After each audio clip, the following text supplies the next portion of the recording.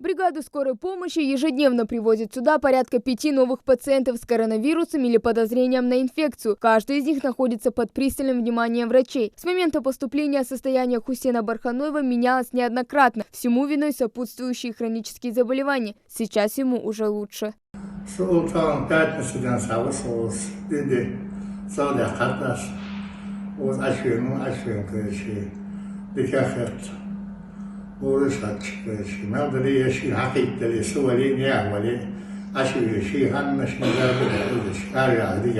Если одни приходят к врачам вовремя, то другие уже в запущенном состоянии. Головные боли, сильный кашель, трудности с дыханием. Редимхан Картоева сначала и не верила, что у нее ковид. Думала простуда, но самочувствие ухудшалось с каждым днем. Теперь понимает, оттягивать поход к врачам нельзя.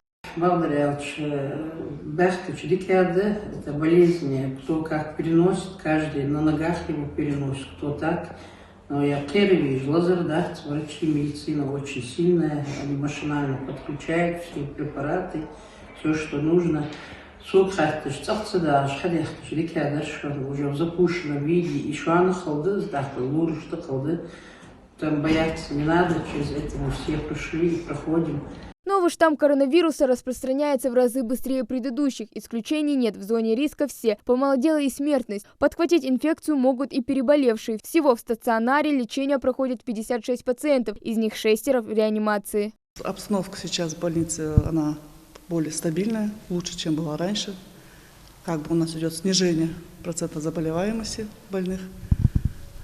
Тяжелых больных тоже поступает значительно меньше, чем раньше. Чаще всего у пациентов, отмечают реаниматологи, наблюдается высокий процент поражения легких. Таких сразу подключают к искусственной вентиляции. Опасаться нужно всем, и даже переболевшим. Врачи просят избегать места массового посещения. Если есть симптомы заболевания, ни в коем случае не посещать общественные места, не ходить ни на свадьбы, ни на похороны, оставаться дома. Если же есть сопутствующие заболевания, риск заболевания высокий, тоже также оставаться дома. Постараться не посещать эти мероприятия. Медики предупреждают, при любом недомогании лучше сразу обратиться к участковому врачу. Наравне с масками и антисептиками неизменной защитой от коронавируса остается вакцинация. На сегодняшний день первым компонентом привито порядка 57%. Для того, чтобы не заболеть, я рекомендую сделать вакцинацию. Вакцинацию можно сделать на поликлинике города Малгобек. И это поможет вам защититься от заболевания. В целом ситуация с коронавирусом по республике стабильная. Напомню, ковидные ограничения в Ингушетии по указу главы региона продлены до 1 апреля. Хава Гагиева, Магомед Дидигов, Новости 24.